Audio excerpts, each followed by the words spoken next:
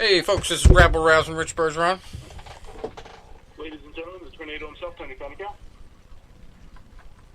And Psychic Tom Pettit with a bright, shiny crystal ball. All right, we haven't done predictions in a couple weeks because we haven't got to the upcoming events. But we got the big UFC 250 this weekend, so we can predict that. I got a psychic joke for you, Tom. I don't think I've told this on the show before, but I went to some psychic lady up here the other day, but, I went to her house, I knocked on her door, and she said, "Who is it?"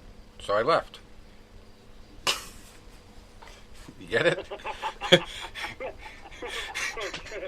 I always, I was never called out on that when I'd answer the phone and tell them, thank you for calling the Psychic Readers Network, and who I was, and I says, who am I speaking to? Someone should have said that. Yeah, you should know. Hi, Mr. Psychic, what did I have for breakfast this morning? Yeah. What shoes do I have on? And amazingly, in about a decade of doing that, none of that stuff. Yeah. I'm not like that. Well, for once, I don't know if this is good or bad, but this week we don't just have COVID to talk about. We also have the interaction between combat sports and this protest movement going on.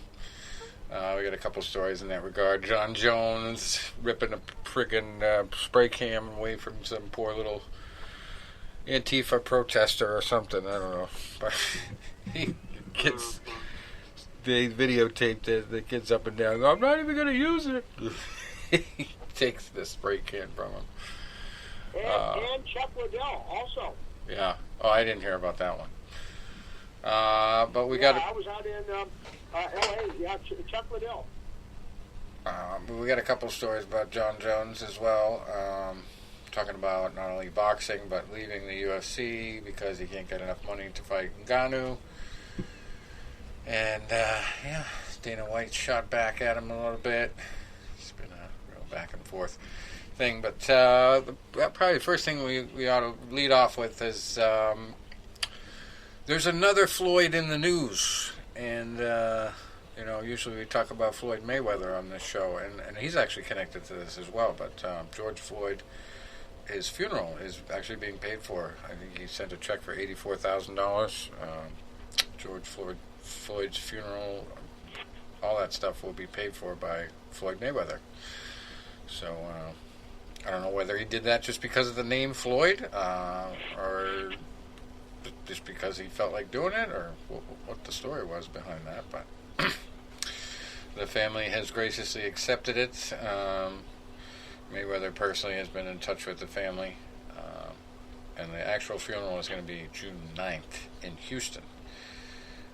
So they had the first memorial ceremony today, and it's pretty rough out there. If you're not coughing from the COVID, you might be coughing from the tear gas, because it's even the little supposed peaceful protests are getting pushed back, and perimeters and curfews. Jeez. Just when we get out of the house, they got to give us a curfew. But that's one of those things where I really thank my lucky, stars there that I live in New Hampshire. How is it? Yeah, I was gonna say, how is it where you guys are? Up here, it really hasn't even we haven't even had a protest. Asking. What is that? How about you, Tom? Kind of Is a struggle. Not nearly as bad as the bigger places, but not quite like some other states. So we're sort of halfway. Yeah. I'll tell you a couple things that are happening basically right where I live. With the stuff going on in the city of Philadelphia, it was right by my office. Now, my office, obviously, we've been working from home for 3 months now, and I hear some of the things that are like, it's right down at like 17th and Market. My office is 19th and Market. And then I hear some things in South Philly. My one friend, Fred Druding, who I was a teammate with in college, he was showing them basically protecting one of the businesses, from people out there looting and rioting and doing all that. And it started on Saturday in Philadelphia at various schools. They're like, we're right, city of brotherly love is showing how to do it, in a way. And then within an hour, somebody started, it was one person basically started, and it snowballed and it turned into a flash mob. So then when they were done breaking into, like the stuff around the city, they went up, Tom, not far from to the fights at that time, literally about a mile from where we went to the fights in King of Prussia. They have one of the biggest malls in the state up there, and obviously the mall's closed. They were, throwing bricks to break in to loot the King of Prussia mall. So then other places were boarding up, and it was getting bad. On Sunday, I went down to Norristown, about maybe 15 minutes from where we were for the fights. And I was over my friend's house. Now, he lives in a suburban neighborhood, relatively quiet. His cousin, who I'm also good friends with, is a worrywart. And he's right now living with his fiance and her grandmother in, southern area. And he called my friend up, and he was on the phone, like, you could hear him shaking on the phone. He goes, I heard they're down in West Philly. And my friend's like, dude, that's like 20 minutes from you in a drive. And he goes, where you live off the main drag, you have nothing to worry about. And he was panicking. He goes, don't you have a gun? Yes. Okay. You're fine. You're fine. I live, off of the Turnpike area, suburban, almost rural a little bit. And the only thing I'm honestly worried about is if people were coming up the Northeast Extension, as we call it, in Pennsylvania. You get off the Turnpike, you get onto another section of the Turnpike. I am 4 miles away from the one exit. So it could be accessible, but at the same time, let's just say I have enough to keep myself defended. I have, long-range rifle, and I've hunted for 30 years. I think I'd be okay. But Tony, while I'm thinking, how far was your office from, like on Sunday afternoon, I was thinking about you because they had that whole line of police cars that were all being destroyed, and then there was a drugstore on the corner. How far is your office from there? Well, I'm not sure if that was in exactly what street that was on Center City. I know some of the things were happening at, say, 17th and JFK. 17th and JFK is 1 block down, 2 blocks over. I know a lot of stuff was happening there. Stuff was happening at the Art Museum, which is not even 3/4 of a mile from my office. And then, it was almost hard to keep City Hall. City Hall is 4 blocks from where I am. So that's where a lot of things were starting. Yeah, see, this was nuts because all these police cars were lined up. No, I didn't say police. So I don't know why they were like bumper to bumper, and some of them were being set out on fire. And I'm thinking, God, I mean, this is Baghdad stuff. This is Caracas. I saw, and I saw another. Yeah, I saw another piece of controversy. I've met a lot of people through Hank Sisko, while he was alive, and I've known Hank personally for 4 years now. So he would invite me to a lot of his dinner functions, and he would have local politicians there. Hank, while he was alive, he was a boxing referee and all that, but he was also a police officer for, I think, 13 years and a county detective for 17. So he had 30 years in law enforcement. And so a lot of his events, that's why he always liked coming over when I was training the one local police officer, and they hit it off very well. So he'd have these dinners, and Hank was very conservative. Hank was not just a friend of our former mayor, Frank Rizzo, who was a former the police commissioner and then the mayor. He was one of Frank Rizzo's pallbearers. So one of the big things of dissension, Frank Rizzo is not, seen highly of by a lot of minorities because they figured he was harsh on the minorities. But Frank Rizzo was a cop. He was a tough guy. So they had a statue from him, and it was one of the first things that got vandalized. So then the mayor decided to remove the statue at 2 in the morning. So he did it kind of like cowardly. And in a way, I'm thankful that Punk's not alive to see this, because he's probably turning over in his grave right now. Another thing that they're doing is South Philadelphia, the Italian market, which is multicultural now, but they still have a lot of Italian in it. They have a big mural down there, and, you know, embracing the Italian culture of that neighborhood. And now he said it is multicultural now, but one of the things on the mural was a big picture of Frank Rizzo. They are now, you know, covering that, and they're going to replace it with something else. And other people are like, well, I know some minority artists that do other things. No. There's minority murals all over the rest of the city. Let the Italians have something too. I mean, we built up that area. You know, you can't just erase what we've done. That's bullshit. Yeah. The other piece of controversy that, you know, it kind of hit close to home. I met this gentleman a couple years ago, and then I really became friendly with him through Hank.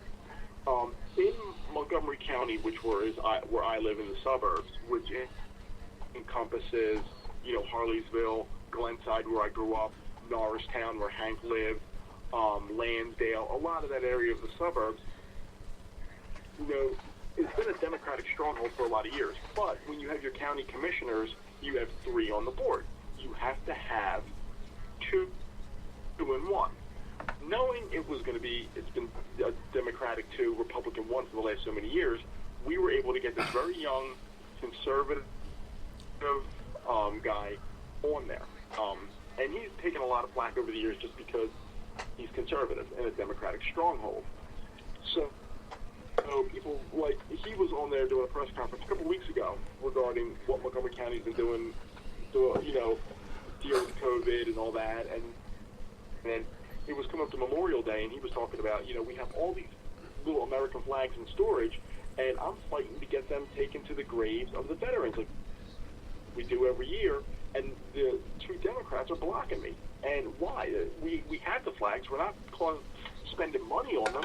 We're, you know, doing a respectful thing for veterans that we've lost. And the one girl, so it's like, just the one reporter blasted them over other things, over nothing. So Joe always has his back against the wall. So he made a statement the other day, and now he has members of the Sixers calling for his resignation. Because he came out and he you know, said, hey, peaceful protests are fine, but when you're getting hijacked by far left hate groups such as Black Lives Matter and Antifa, George Soros causing, exactly. You're causing, you know, problems. You're taking away from the cause of it, and you're making it about yourself. You're looting. You're vandals. I just want to know, what are the demands? Come to some people with some demands. Get some leaders together of these protests and give us some demands if you want change. But here's what they're saying. You know, they wanted justice. The officers have been arrested. Okay? The officers, I mean, I don't think there's any way. I mean, you'd have to have Johnny Cochran as your lawyer to somehow be able to beat these charges. Yeah. Honestly, I mean, people say, well, he was high on something. Okay. You know, the toxicology did say that, but he was cuffed already. For doing what he did. I mean, what was he going to do? 3 guys were on him. You know, so basically, okay, hey, you're going to get your conviction. Really, honestly, you know, and we want change. But at the same time, what about the black guy that was a former police officer that was standing outside of a business that got, you know, shot and killed? Yeah. Does his life not matter? You know? I mean, I think that's the real problem. You're counterproductive. Yeah, the way I look at it is like, you know, you're just... I mean, this stuff, even in 1968, we never heard defund the police. This is nuts. Yeah. Nuts. Right. LA, Well, they're basically... 150 million. Now, I lived there in the 80s. I know what LA's like. It'll be a jungle. Believe me. Yeah. They're basically saying the answer to racism among cops is to be racist to cops. You know? It's like, all cops suck, you know? Just get rid of them. Yeah. And have social workers come out and talk to the lawbreakers. I mean, this is... if you'd have said this to me 2 years ago, I wouldn't have believed it. The wheels are coming off quicker than anything I've ever seen. I mean, In 1968 was crazy. Not like this. I mean, this is worse. And I think making it even worse, exacerbating the situation, is the fact that you've had people cooped up for 3 months now. Yeah. Almost 4 months. Exactly. So you have people that are, like, bursting at the seams. You know, I know there was it was a spoof article written right after 9/11 happened. And when I say right after, I mean like 2 or 3 days after 9/11 happened. And it was something, trying to bring a little bit of levity, to calm people down a little bit. And it was the George Bush speech that you couldn't hear. And it was like, I'm sorry to hear this. Our thoughts and prayers are with everybody. Blah, blah. Now, to the people that did this, are you fucking out of your mind? Are your, turbans tied too tight? Because do you know who you're messing with? Do you remember the last time someone attacked us on our own soil? We lit up 2 million of them in their own country. That's what I call a big Texas barbecue. Right. And then he goes, you got to understand them. Americans are so bloodthirsty. We shoot each other every day. It was, that's the thing. It's like, these people are so wound up, so tight right now. And when you get these hate groups involved, and, the thing that I'm upset about, is I think Black Lives Matter is a noble cause. I do. I honestly do. But when you hijack it with people that, like I saw a girl on Instagram, somebody posted something, and she was like, I'm not happy until we kill white people. Well, you just basically you just took something that was positive and something that you could make a movement on, and you turned it into hate. Yeah, they're basically saying, okay, you're discriminating on us because of what a few of us do, but they're also doing the same thing to the cops, discriminating against all cops for what a few cops did. So it's like, you could butt heads all day long with that philosophy. It's not going to answer a damn thing. It's not going to solve a problem. It's not going to advance the debate. I've seen people on these protests, just literally butting heads with police and all night long, just bashing the friggin' protective shields in D.C., before they put the big 8-foot fence up. And it's like, this one particular dude was just, screaming at the cops in front of him all night long. And it's like, I was just wondering, watching it, what is this guy thinking the next day? As he's losing can't even talk, and he wakes up from the whole night of freaking protesting, what does he think he accomplished? And the cop probably goes home, and that's all he can hear is this asshole's voice in his head just screaming at him for no reason. Okay, protest. Say no justice, no peace, but why do you have to verbally harass and push around and damage cop cars and do all that violent shit to prove any point? It's because it doesn't prove anything. I will tell you one picture. That I really liked on a personal level. I have a couple guys that I grew up with right outside of Philadelphia. They both went to the same high school that Reggie Jackson went to. Same high school my dad went to. And like I said, these guys are both my age. I grew up with them. I've known them since we were teenagers. Two good guys. Two Italians. We good people.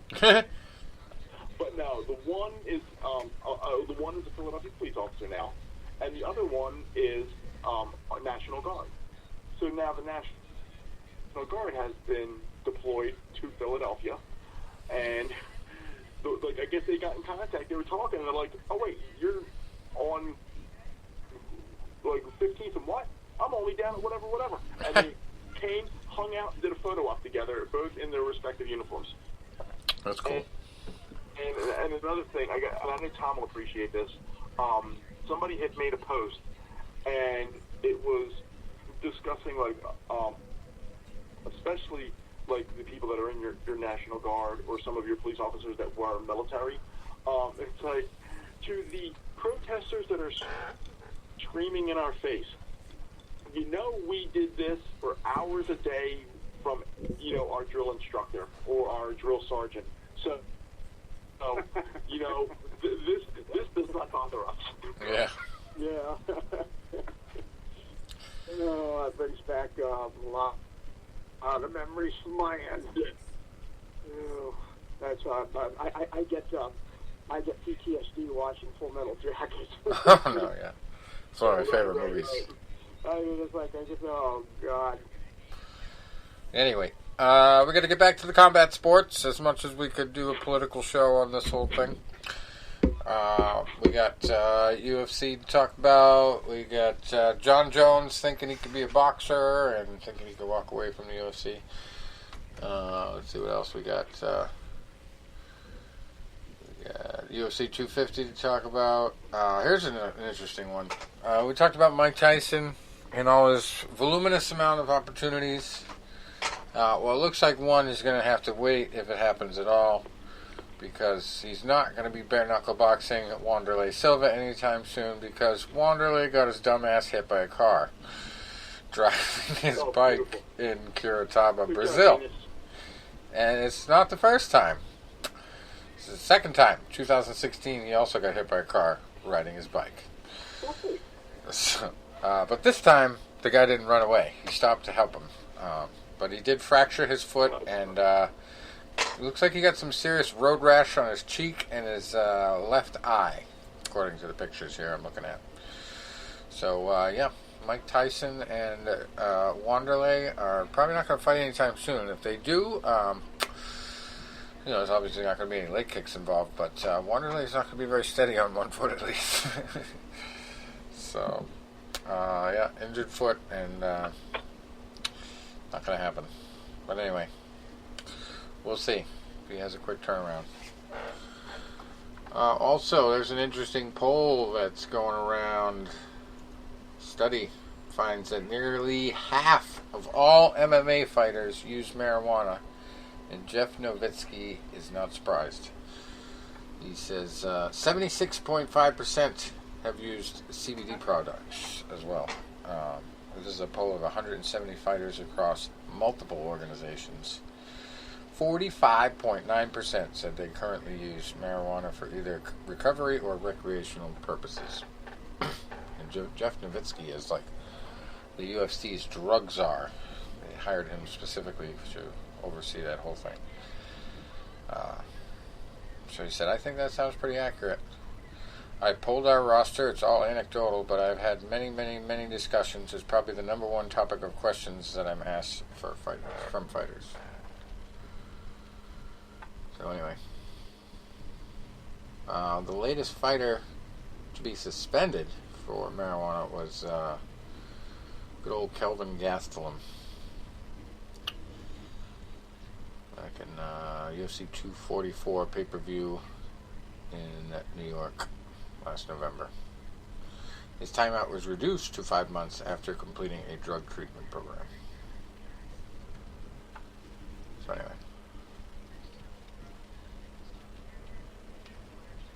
It's funny though. It has a little caveat at the bottom of the article. It says, I guess now is a good time to mention that 45.9% only represents the fighters who actually admitted to using it.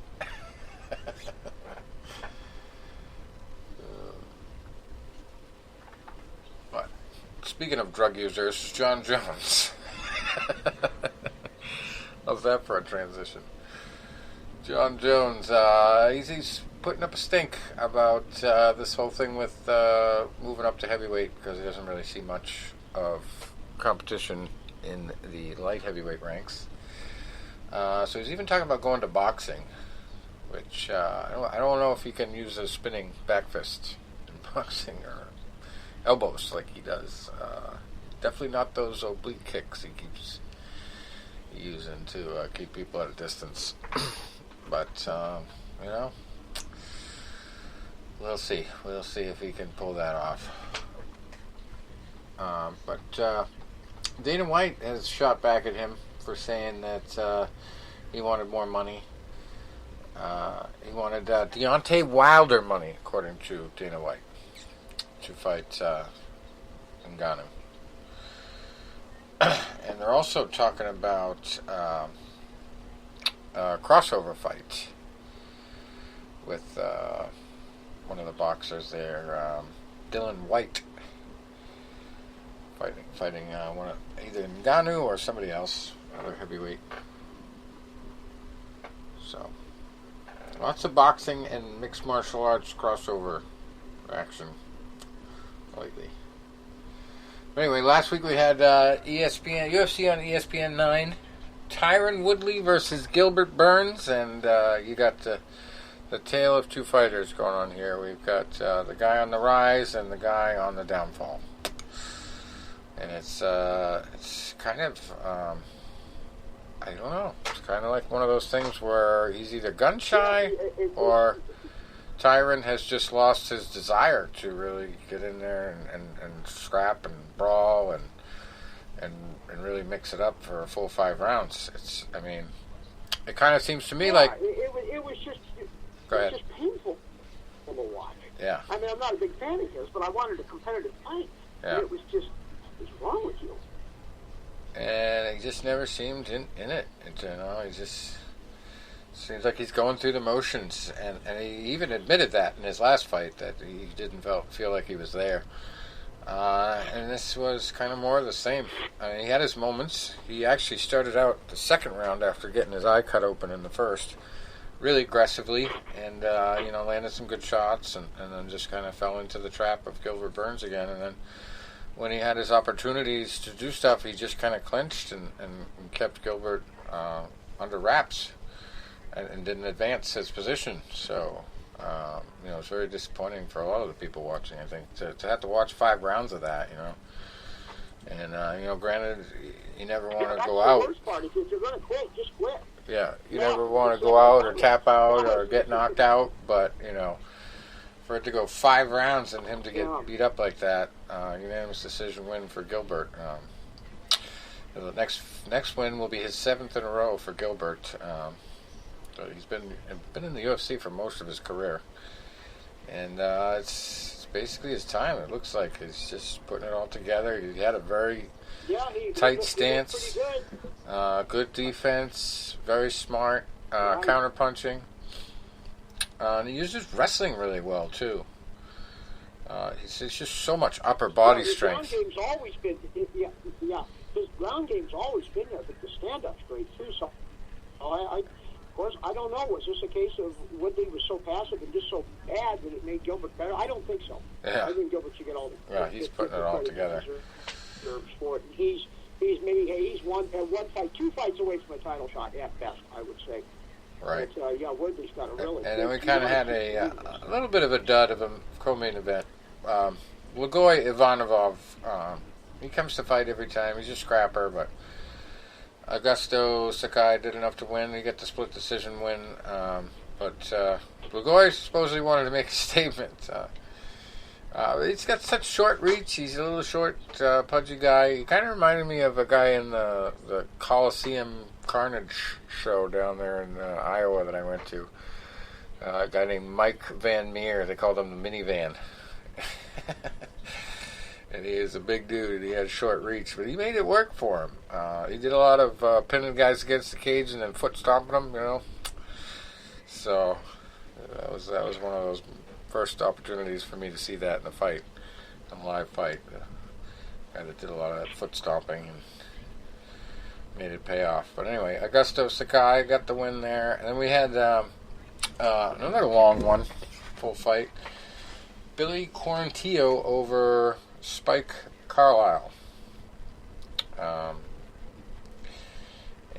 Spike had a pretty good approach in the first round, but kind of fell apart after that. Billy just basically, toughed it out and had the better game plan going through the bulk of the fight.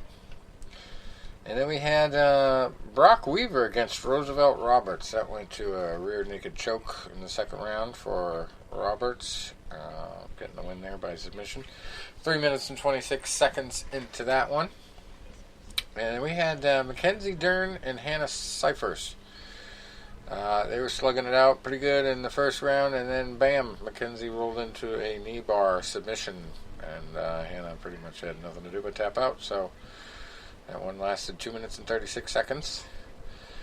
Caitlin Chukugian in the fight before that, beating Antonina Shevchenko, the sister of Valentine there. That was by unanimous decision. And then we had Daniel Rodriguez over Gabriel Green, UD. Jamal Hill over Clidson Abreu by TKO from knees to the body and punches. That was 1 minute and 51 seconds into the fight. Third fight of the night, Brandon Royval beating Tim Elliott by arm triangle choke. That was 3 minutes and 18 seconds into round number 2. Casey Kenny beating Louis Smolka by guillotine choke. Another first round win there. 3 minutes and 3 seconds in.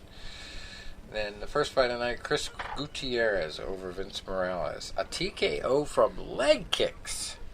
I've never heard of this except for the TKO that happened by medical disqualification, I guess, in the Anderson Silva fight. But that was his own leg kick that got checked. TKO from leg kicks. 4:27 into the second round. So there you have it for that one. As I said, Gilbert Burns is on the rise. This is his 6th in a row. And that field of competitors includes Olivier Aubin Mercier back in December of 2018. Then it was Mike Davis in April of 2019. Then Alexei Konchenko in August of 2019. Then Gunnar Nelson, which is a pretty tough competitor, beat by unanimous decision back in September of last year. And then just back in March 14th, he TKO'd Demian Maia in 2 minutes and 34 seconds. I guess that would be considered his striking revelation there. Wake up call to his striking ability. Demian Maia is no joke. I mean, usually he gets a hold of you before you can knock him out. So that was pretty impressive. And then to beat Woodley like he did, just total dominating performance. It's good to see. He's definitely on the rise.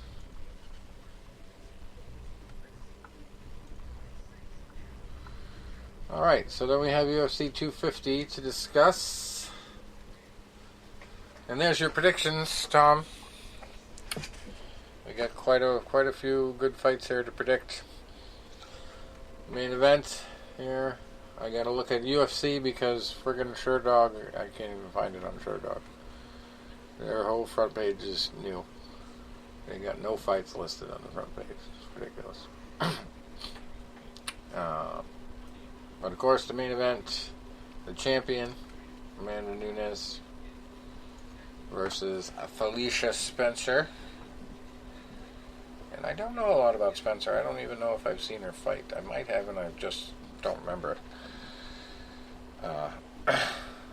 But yeah, Amanda Nunes. Let's see, I gotta wait for this to come up for a record. The Lioness, she is 19-4, fighting Spencer, who's 8-1. You got Nunes from Brazil, Spencer from Canada. Both pretty similar in height. Spencer's a couple inches shorter. Pretty similar reach. And TKO percentage. TKO percentage. For Nunes, it's 72. For Spencer, it's 14. So the advantage goes to Nunes there, I think. Then we got Rafael Assunção versus Cody Garbrandt in the co-main event. Cody Garbrandt had, of course, a couple rough fights there with his arch nemesis.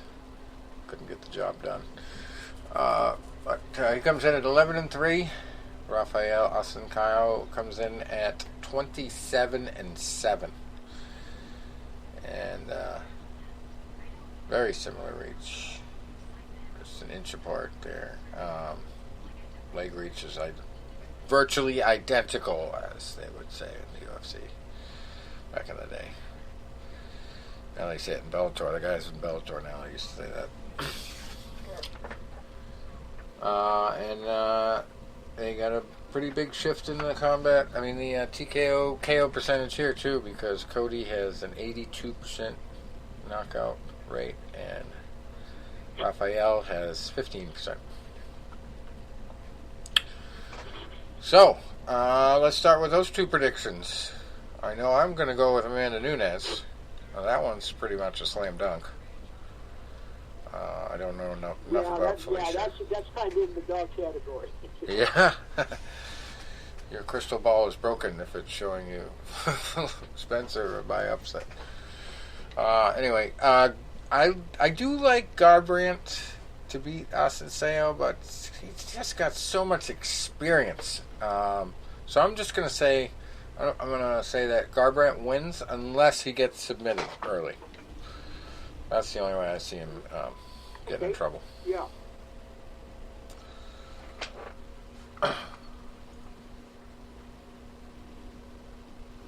A loss to Garbrandt would be Curtis.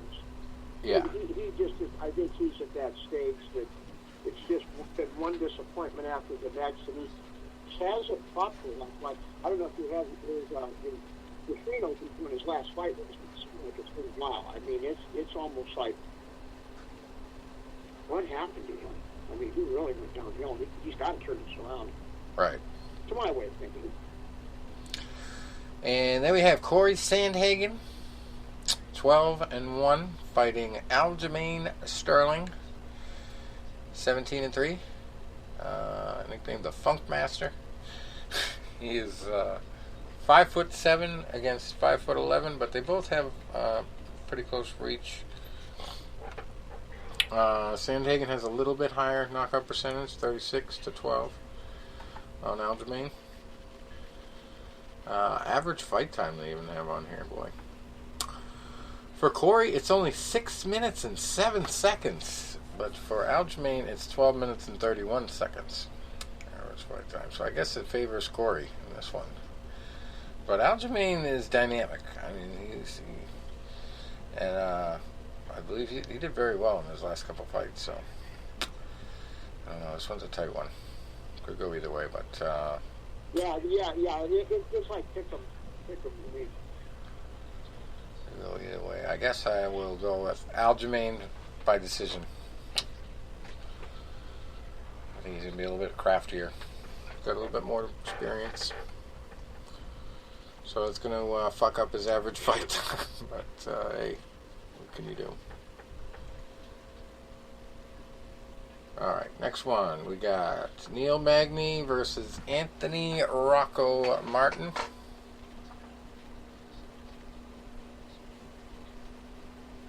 Neil is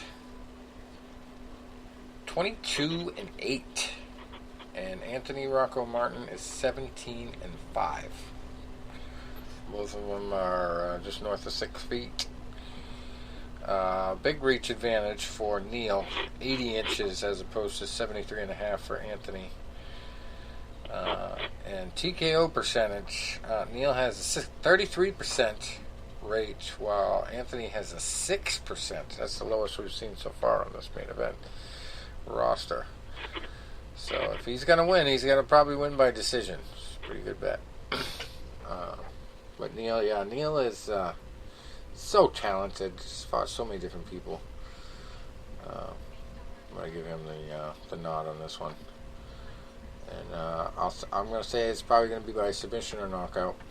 I've never really seen much of Anthony, but I like Neil in that one. And then Eddie Wineland against Sean O'Malley. This is quite the step up for Mr. O'Malley. Early in his UFC career, Eddie Wineland has been around. A lot of fights, 24-13, with one draw. It's your definition of a journeyman, I guess, right there. It's going to actually be at a disadvantage in reach by about 3 inches. It's a little bit shorter, 5'7", as opposed to 5'11" on O'Malley. O'Malley's tall and lanky. He's 11-0, undefeated, and he can be pretty exciting. He can be pretty ridiculous, too, sometimes, but just freakishly talented.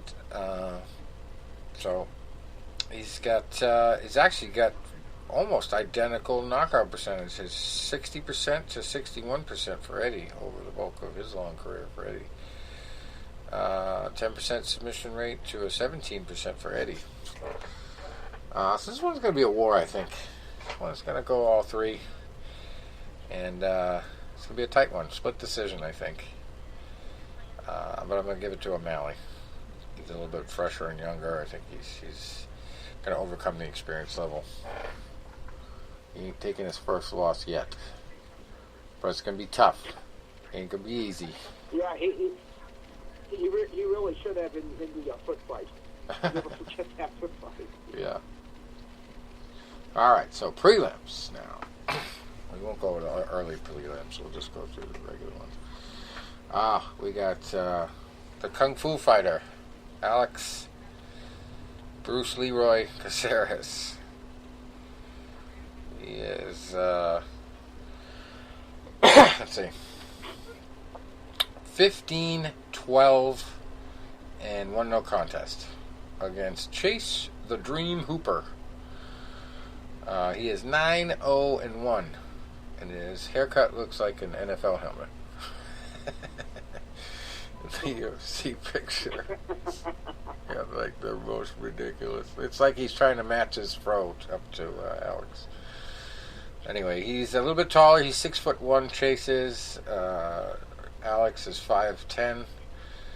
They both have very similar knockout rates. 25 for Chase, 21 for Alex. 50% submission rate for Chase, 36% for Bruce Leroy. And for some reason, they don't have his average fight time right because it says 0. But for Alex, it's 12 minutes and 2 seconds. So, I don't know if this is Chase's UFC debut. That's why they have that, or what the deal is, but yeah. They don't have any of his stats. I'm going to call it for Chase in this one. He's undefeated, and Alex, this is the last straw, I think, for the UFC. I don't know if they just keep him around for the character deal, but he's just so up and down. He never seems like he's going to be in a title run. So, this is just kind of feels like he's just being kept around to be opponent level. Trial horse. I wouldn't even call him a gatekeeper, really. Yeah. I don't think he's quite at that level. I mean, I guess if he wins this, they move up to gatekeeper, but I don't see him doing much more, and I agree with you. I think he's about done. Yeah, we're not going to go through all the records here, but we got Gerald Mearshart versus Anthony Ivy. And I believe that one was changed to Ivy as the opponent recently because of a positive COVID test for one of the fighters, but you know, that's why they test him beforehand, so they don't have him fighting in the fight with it. We also have for Cody Stamann versus Brian Kelleher, Charles Bird versus Maki Pitolo. And then we have the early prelims. We're not going to go all the way through those. It is what it is. And that's pretty much... I believe the main event is pay-per-view, right? The main card? Yeah, it's UFC 250, so it's got to be pay-per-view.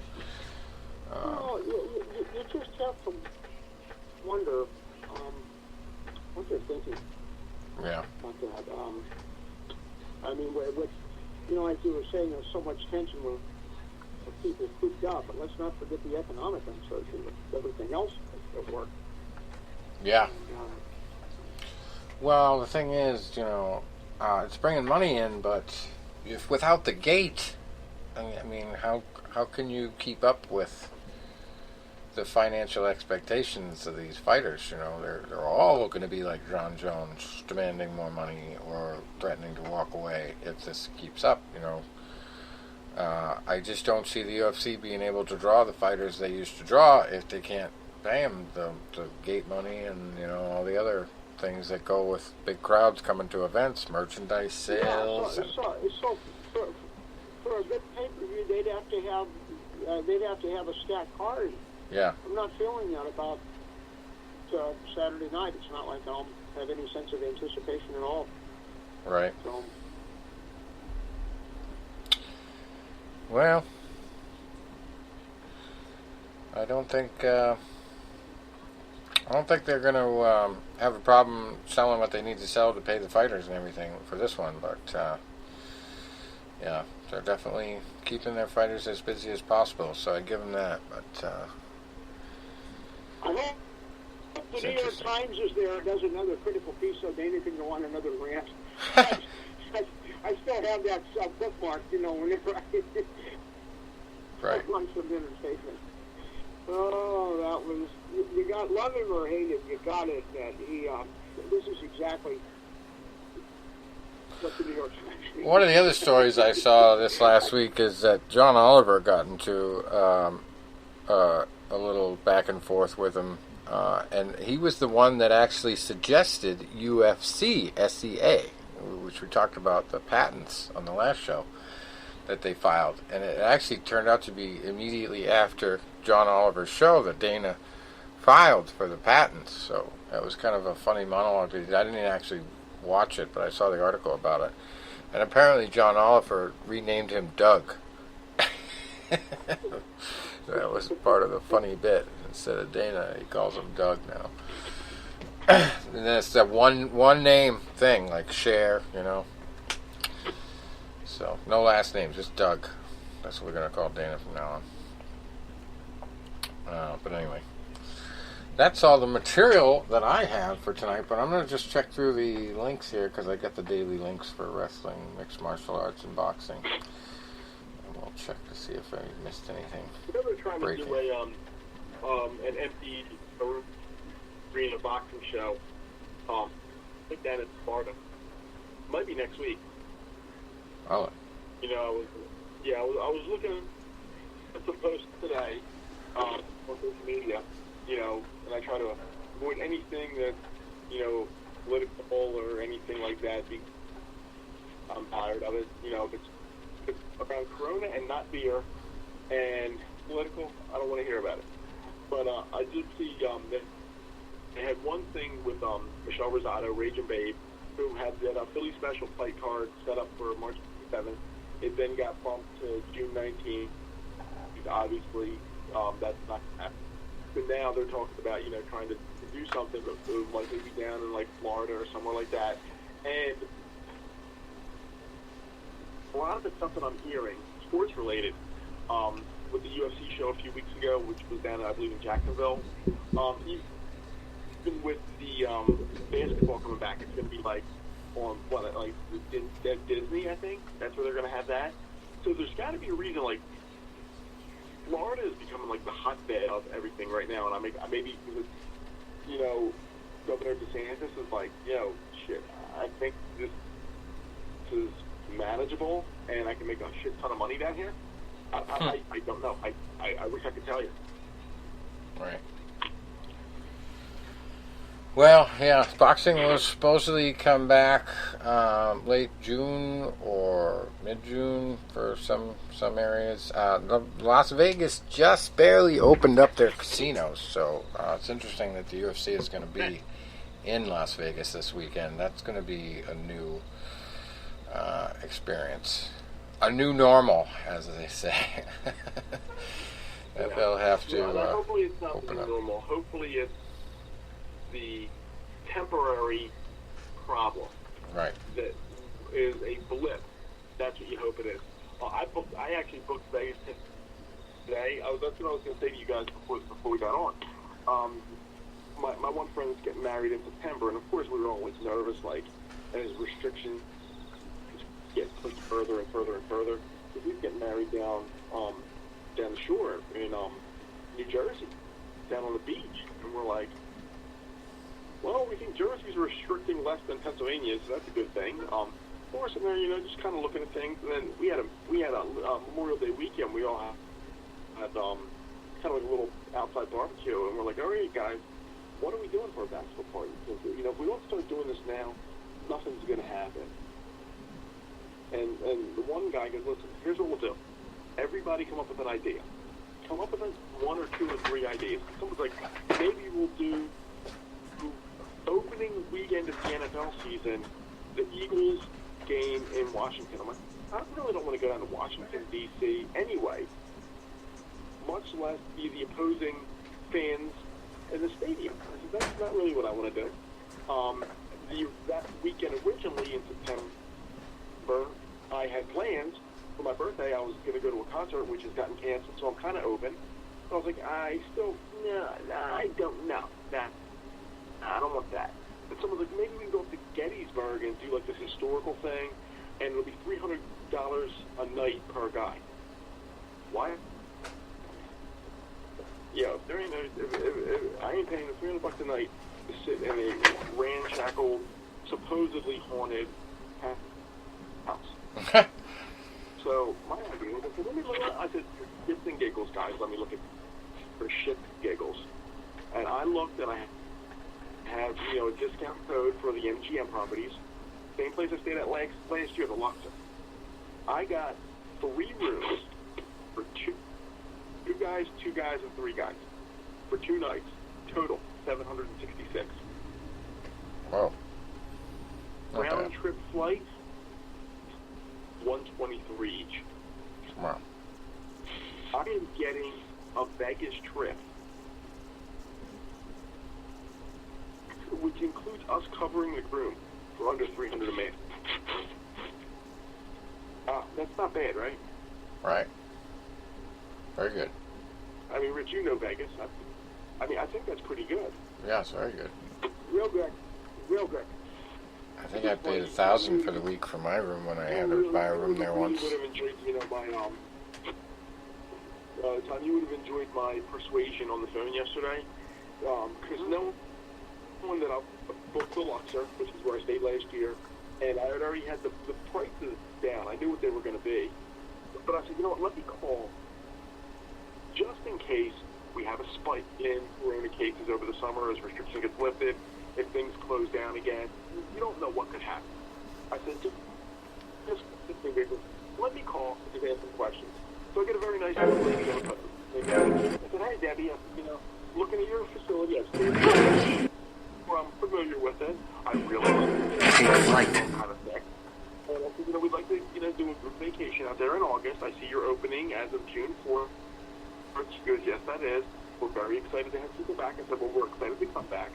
And I said, we're looking at the rooms. I said, but let me ask you, if things happen, if there's a spike, if things are shutting down again, what happens? She goes, no.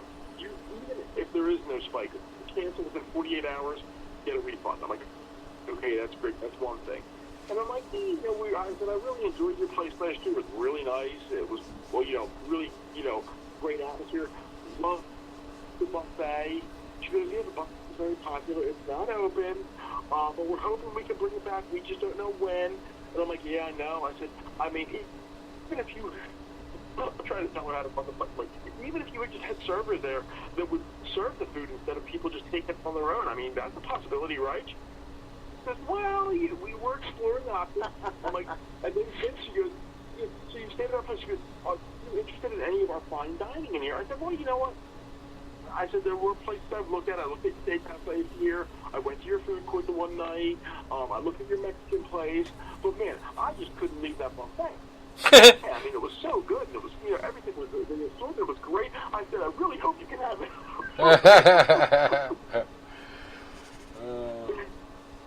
There goes Tony's ripped shape. He's going to come out of quarantine and hit the buffet. When we went there last year, we flew into town on a Friday, and, like, my dad went, and my mom was like, hey, I'll go for the trip. I'm like, yeah, sure, I'm not going to, I can't get you a flight ticket, but, I have no problem getting up in the room from a 2 to a 3. I'm barely going to be in the room anyway. So we go out there, and, like, the first day, we got into town. I hadn't eaten since, like, 4:45 that morning, and it was, around, 10 hours later. I'm like, yeah, I'm kind of hungry. So I went to the food court, got a chicken sandwich, soda, 2 hot dogs. It was like $27. That's not cheap, okay? I looked around, like, I got a Starbucks there. I'm like, yeah, I'm not a Starbucks fan. So that night, I said, okay, we're all going to kind of do our different things. So let's just go to the food court and grab burgers. 3 hamburgers, fries, and sodas was like almost $50 total. Kind of expensive. So we're like, okay, we're definitely not doing that no more. So the next morning, okay, what are we going to do for breakfast? Hey, let's look at the buffet. So we go down there, and it was $25 a person for brunch. But it was a great thing. And we're like, and then but if you get the whole day, it's $45. We're like, well, we were going to the fight that day. I was going right to the convention and then right, then to the Canelo Alvarez fight. So I said, no, we're not going to get the whole day. I said, let's just do the brunch, which was good. It pretty much sustained for the day. $25, right? The next day we went back, $45 the whole day. We went there, had a nice, brunch in the morning, had, some waffles and some great stuff. I must have about 6 cups of coffee. I then walked the strip all day, had a couple beers at the one place. My parents went back for lunch. We had a salad and a coffee, a soda, and then we all met back and had brunch for dinner. So we spent $45 each, and we could basically eat all day. Yeah, I think that's the way to go. You know? There's whole publications put out in Vegas about the buffets, and I'm sure there's a lot of pissed off old timers that would go there just for that probably aren't going until they get them back. But yeah. Hopefully, like I said, I don't know, but I got August 21st. And that says Debbie on the phone. I said, Debbie, well, a lot of things can change in 11 weeks almost. I said, we don't know what's happening. I was laying it on thick. So I was like, just like I told my team a couple weeks ago, we were at work on a conference call, and we were worried about when we thought our offices were going to reopen again, and everybody was nervous and this and that. And I'm like, you're looking at a date that's a month away. I said, things can change in 2 weeks and 3 weeks and 4 weeks. Things can get better, things can get worse. They could find a miraculous cure. The thing could filter itself out in the hot weather. We don't know. So stop worrying about 4 weeks from now. Yeah. Focus on today and then tomorrow, and let 4 weeks come. Right now, I am letting August 21st come. Well, we got all the people. We got all the people getting out there and protesting, and they're getting herded, so they're getting herd immunity. Yeah, right. And guys, we're in a way all involved in media. The one thing that someone tried to say was, oh my God, there was so many thousands of new cases in California over the last 3 days. That's not possible from the protest. The protest just started 4 days ago because it doesn't give you enough time to eat, right? So then someone else tried to put out a post saying there was, over the last 2 weeks, there was so many thousand cases. But that's pretty much, it was a high number. The number total. But then they were kind of the small print was the 14-day total. So you're looking at, oh my God, there was, say, 20,000 new cases or 30,000 new cases. Oh my God, this is terrible. Over 14 days. Oh, wait a minute. That kind of has been the average, hasn't it? Yeah. In fact, a little low, hasn't it? For a big state like California. Yeah, I delivered wood to a customer this week, and I told her about the Medicare thing where they get $13,000 for a COVID death and $39,000 for everybody that goes on a ventilator. And she's like, no, that's not true. I've been in medicine for 25 years, and I would never believe that. I go, look it up. It's true. So, yeah. It's you can't trust any of the numbers. That's the problem. Literally half of them could be inaccurate as far as causes of death. And I'll tell you, I want to get Tom's,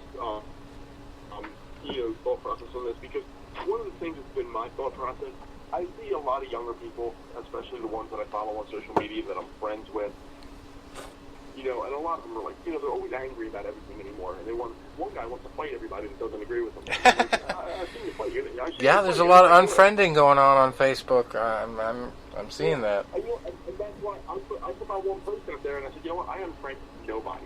And then somebody tried to chime in and said, yeah, you want to do a solid and unfriend that politician that made that comment. I know him.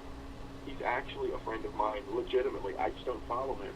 And he's been taking a lot of venom. People are trying to go to his house.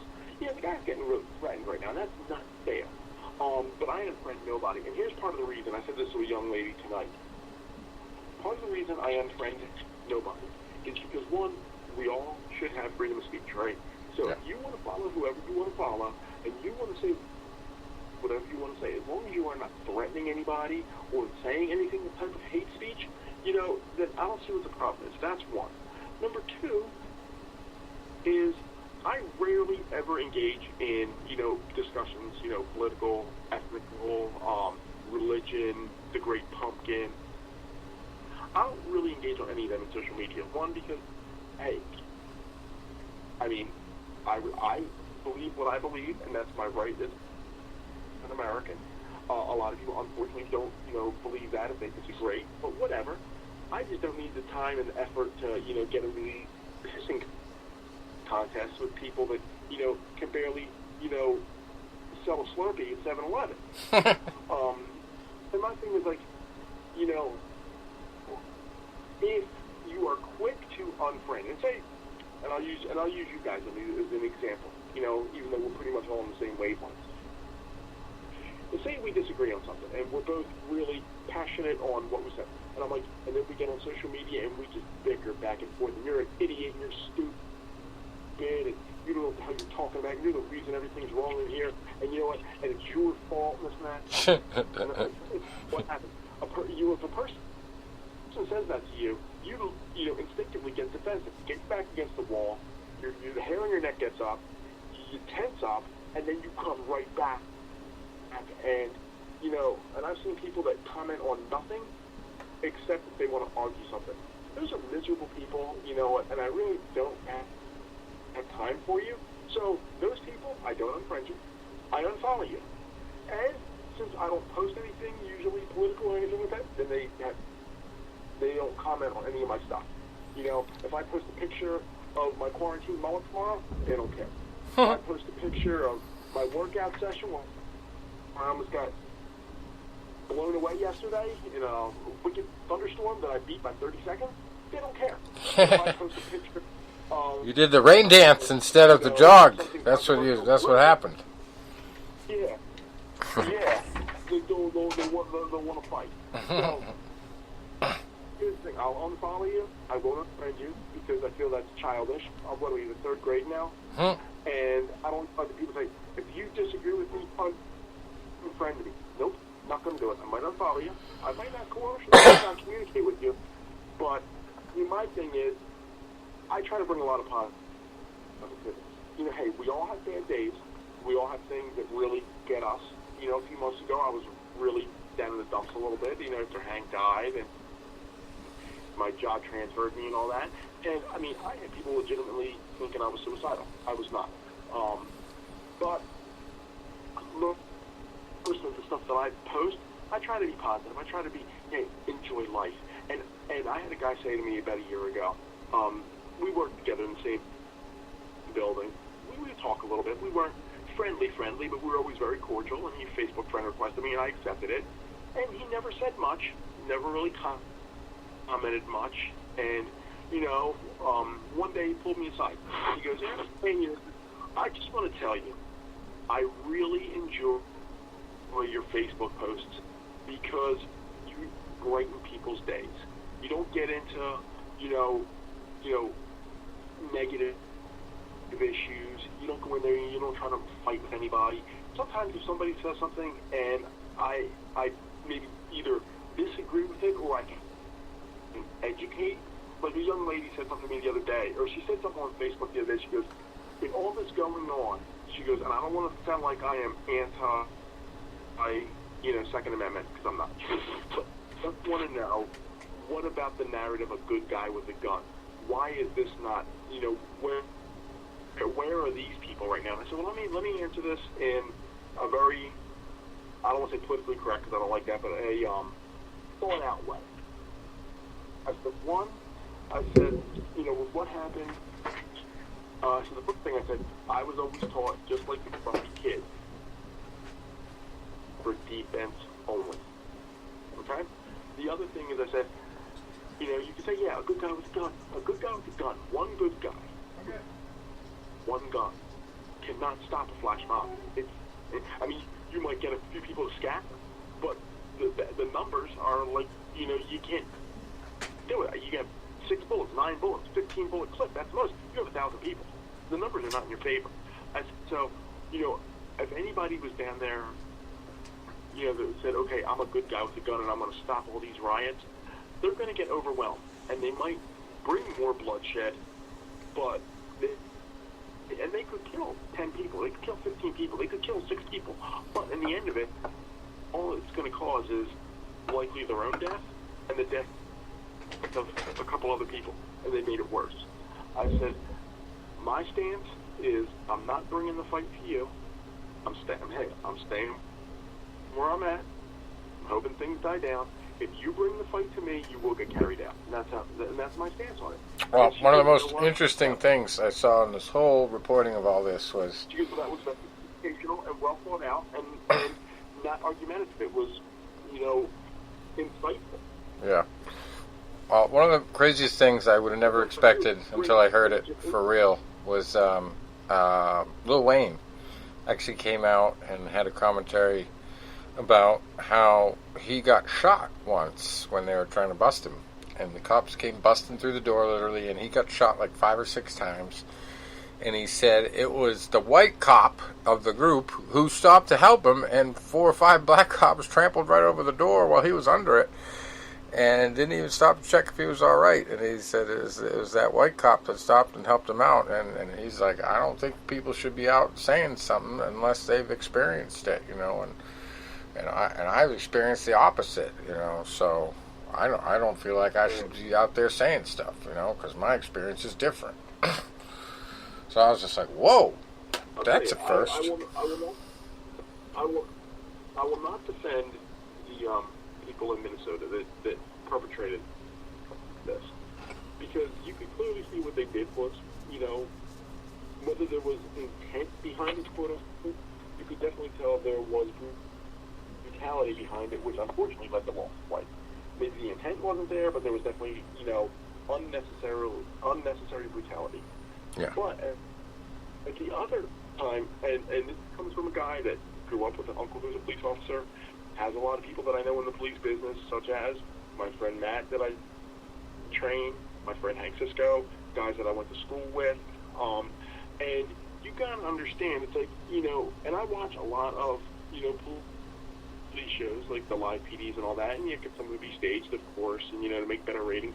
I'll tell you one time, I got pulled over for a speeding ticket, and I knew I was speeding. The officer goes, okay, you know why I pulled you over? I'm like, I have a good guess.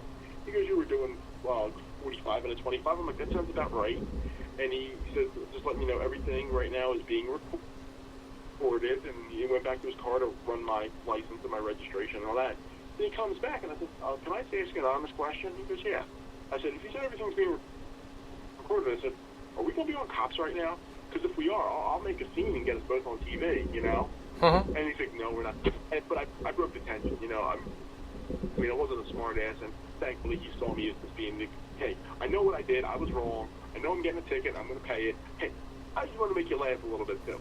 But a lot of these guys, you're going in somewhere, and you get guys that are resisting you. They're trying to punch at you. They're coming at you with a knife.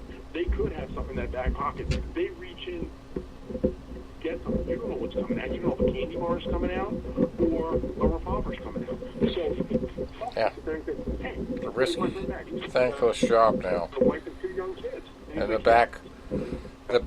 backlash here that these people aren't realizing they're creating is the fact that so many people who want to be cops now are going to think twice about it. And probably a lot of good people who should be cops will not be cops because of this. So that is the antithesis of the problem. And I hope that doesn't become, a deep, deep issue. And they're already talking about defunding entire police offices. Like LA County, I think, is like reducing by millions the budget for the police already. 150 million, and in Minnesota, in Minneapolis, the Minneapolis City Council was talking about completely abandoning the police department. Yeah, good luck with that. This is beyond nuts. Yeah. It's just, it was one radical but then I guess the other members of the city council, well, that's a great idea. We'll have to take that up. And well, it brings to mind. Who wants to live like that? If I would have to go back to what I was doing in Vietnam, I would be so goddamn angry. Mm-hmm. Brings to mind Charles Manson. Charles Manson's whole plan. That's what I'd have to turn into. was to create a race war, you know. I just want to take... And it's still the, you know, the genuine consensus of what's going to make things explode in this country is a race war of some kind. So it's just like nothing has changed. It's not going to get better. It's not going to get better. But of all the things that you could protest over or get upset about, it just blows my mind that you're talking about, like, you know, something that doesn't even affect every single American. You know, obviously, racism is a big issue for the people that are targeted, you know. But for the people that never experience it, you know, some of them want to join the party and say, hey, you know, I want to fight for you. But a lot of them are just like, you know, well, why should I care? So if you're talking about something that, like, is going to make sweeping change, you know, this is a tough one. Because a lot of people are just like, you know, there's some people out there that are going to be like, to the extreme on that front. Like Jane Fonda was out there apologizing for her white privilege the other night. And it's just like, okay, you know, you want to say that racism is bad, but you want me to apologize for my skin color. Okay, I don't get it. That's what these people should do, is just mass suicides. Just like they go that bad about it, just mass suicide. That's the only way to atone. There was a scene in the Peace of Maryland last night where even a black woman posted on Twitter, says, y'all getting crazy, kind of like Jonestown crazy. I mean, they had mobs of them. Just, I'm a disgrace. I hate my race. I mean, it was just nuts. Yeah. So maybe that's what this will lead to, like that. Hail Bop. Hail Bop. Back in '97, you remember that? The purple Nikes, right? Out in San Diego. Yeah. Right. They ate the pudding, thought they'd get on that comet. Yeah, exactly. I mean, so anything's possible. and maybe that's what a lot of these people need to do. Yeah. Make their lives. Get to atone. Make sure that you let all your black friends inherit everything you have, and then end it. Yeah. I guess that's the thing where I'm just like, okay, if you guys are upset and you legitimately obviously have a beef, I mean, everybody will admit that there's racism in the police and law enforcement all over the place. I mean, my own father was in law enforcement, and he was very racist at a lot of times when it came to, you know, looking at black people for criminal activity, you know. It's in the culture. It's ingrained, and it's unfortunate. It's a reality with more older people than some of the younger ones, of course. But yeah, it's definitely an interesting thing. Well, there goes a mouse. My cat just grabbed a mouse. Anyway, yeah.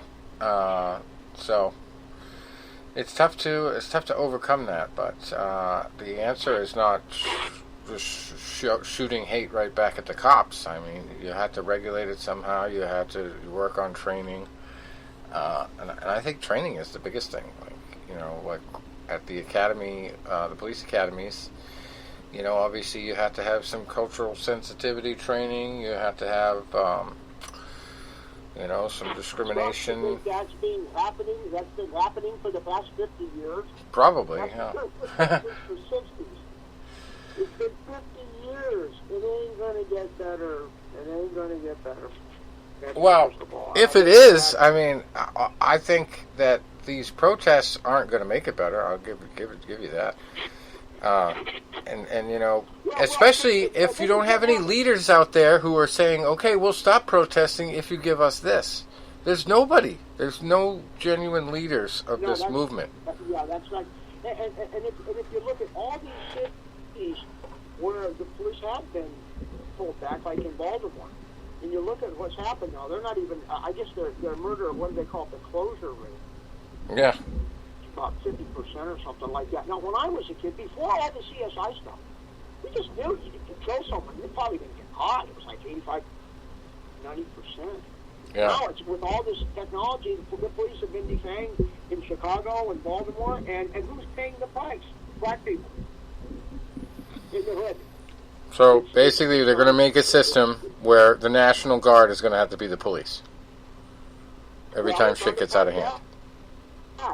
And even the military, like our Secretary of Defense now is listening to these generals, Secretary of Defense is appointed by the president. Yeah. And he told the president to pretty much go, excuse my language, fuck himself. We're not going to bring the military in. I mean, this is what you see south of the border. Yeah.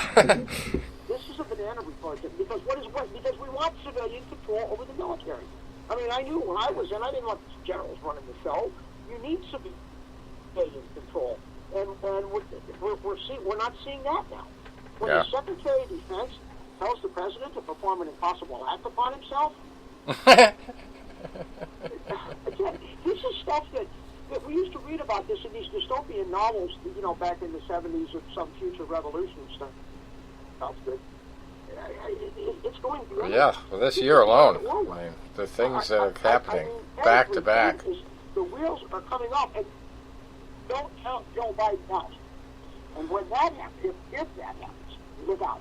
Yeah. No border, no First Amendment, no Second Amendment. Well, somebody asked me, what the hell is Joe Biden out there doing now? And I go, well, I'll tell you one thing he's doing is he's getting the black vote.